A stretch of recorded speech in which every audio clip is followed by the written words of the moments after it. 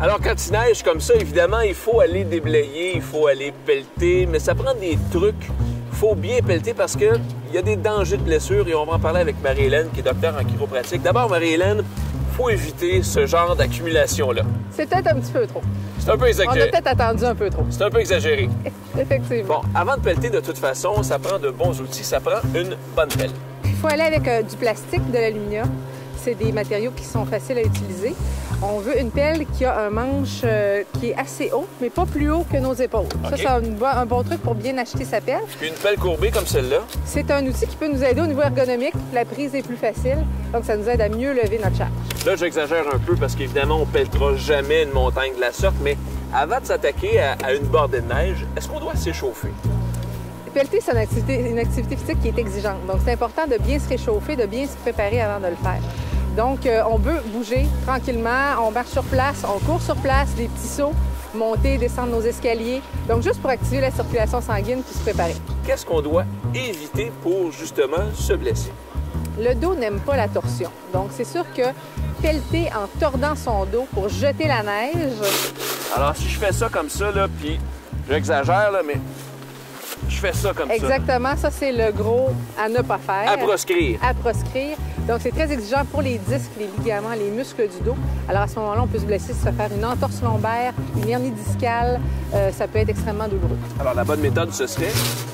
Tout ce qu'on va faire, c'est qu'on va pousser la neige et puis on va tourner notre corps pour l'amener et on va la pousser.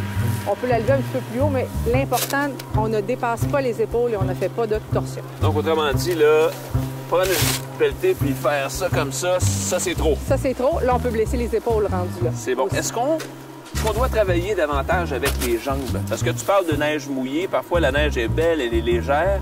Oui. Est-ce qu'on doit travailler un peu plus avec les jambes en flexion? Comme toute charge, donc une boîte, une pelletée de neige, c'est la même chose. On plie les genoux, on se serre des cuisses et on évite de pencher seulement le dos et de se redresser. Donc, beaucoup avec les jambes qui sont nos gros muscles forts. Tu disais qu'il faut s'échauffer. Est-ce qu'on doit pelleter souvent, régulièrement? Est-ce qu'on doit pelleter une seule fois? Parce que c'est quand même exigeant physiquement. Qu'est-ce que vous suggérez? On essaie d'avoir le temps de pelleter parce que si on est précis, c'est là qu'on va le faire de la mauvaise façon qu'on risque plus de se blesser. OK. Il ne faut pas attendre qu'il y ait de trop grosses accumulations. Ça, on disait que c'était exagéré. C'est un peu exagéré.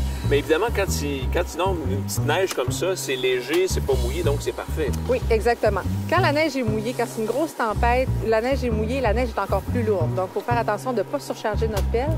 Et puis, il faut faire attention aussi de ne pas, encore une fois, forcer de la mauvaise façon parce que c'est encore plus dangereux de se blesser.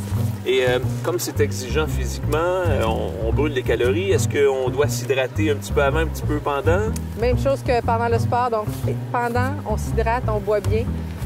On essaie de porter des vêtements qui sont confortables, pas trop chauds. On est au chaud, mais pas trop, pour pouvoir bien respirer. On se chausse bien. On ne veut pas non plus glisser. Alors, ça fait une autre sorte de blessure de pelletage. Glisser, on peut se blesser aussi. Donc, d'être bien habillé, bien outillé, c'est important. Alors, Marie-Hélène, en résumé, quand on va pelleter, la première des choses, c'est d'être bien outillé. Ça prend une pelle pas trop pesante.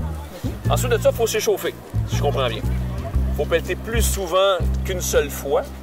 Et quand on pelle, il faut utiliser nos jambes, il ne faut pas tourner notre corps. Puis il faut penser à s'hydrater, bien sûr. C'est parfait, ça. Ça fait partie des chirotrucs. C'est excellent. J'adore ça. Merci, Marie-Hélène.